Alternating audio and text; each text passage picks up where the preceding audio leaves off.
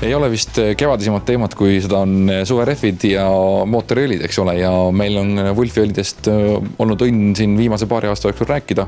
Aga kui me nüüd käime paar põhitade üle, siis ma saan aru, et sa juba suunas meid riiuli kõige kõrgemale astmele, kus on siis kõige levinumad õlid.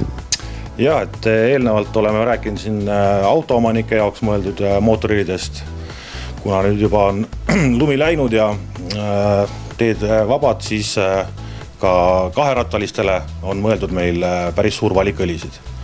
Et valikus on nii väiksematele nii-öelda skuutritele, motorolleritele, nii 2- kui 4-taktilistele mootoritele ning lai valik on siis ka mootorratastele mõeldud erinevaid õlisid.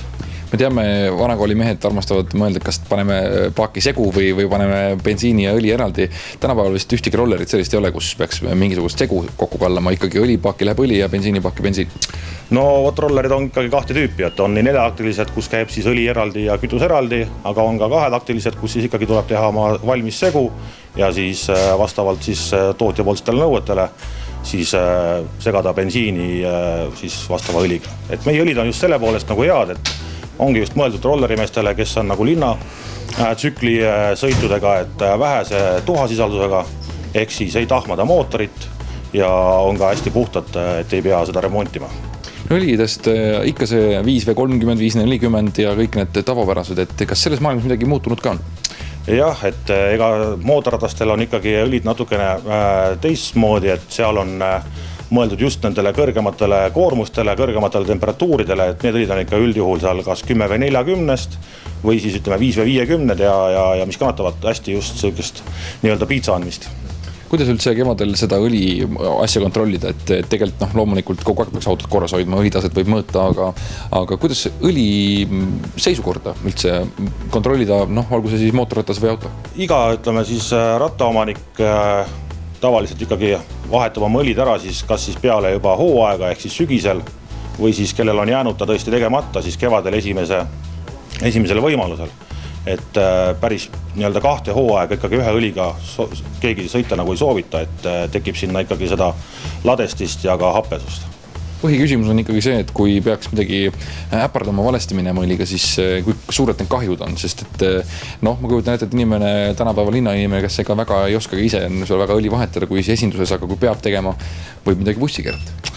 No autode puhul võib see nii olla, aga siklimehed tavaliselt oma aparaate ikka tunnevad ja teavad ja nendel sellega nagu probleeme ei tohiks tekkida. Loomulikult õlisid on erinevaid, ka rattaid on erinevaid, et selleks on meil olemas müügimehed, kes oskavad abistada ja vajadusel siis nõu anda.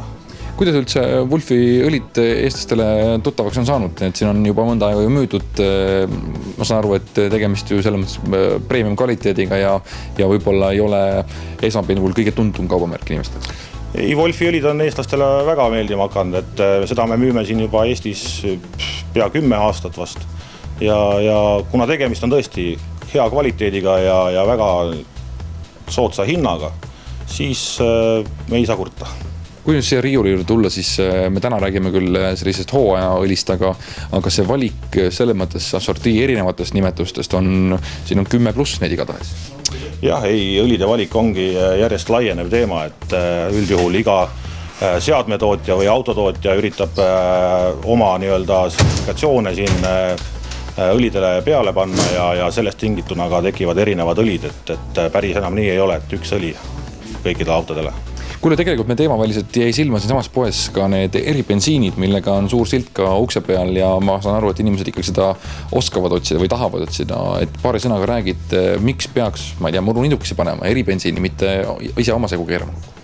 Ja eribensiinidest oleme me ka siin varemalt rääkinud, et need bensiinid on selles mõttes tanklabensiinist ikkagi väga palju erinevad, et nad on hästi puhtad, ei sisalda kahjulikke osakesi nii inimesele kui ka ütleme siis keskkonnale ja ei saa märkimata jätta, et ka mootorid seisavad selle bensiiniga palju ja palju puhtamad, et ei ole probleeme kevadisel käivitamisel, kui aparaat on läbi talve seisnud, et meie selle Aspen bensiiniga on need mured murtud.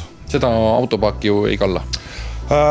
Võib kallata küll, aga nad on ikkagi mõeldud selles mõttes ilma katalüsaatorita või TP-filtrita just väike tehnikale, mis on meil siis kas trimmeri või sae näol siis kuskil nii-öelda nina ees, et need heitgaasid ja kogu see kahjulik osakeste hulk on seal ka minimaalne. Käime kiirelt ka üle need müügikohad, kus inimesed on alati pärast saadet küsivad, kus saab.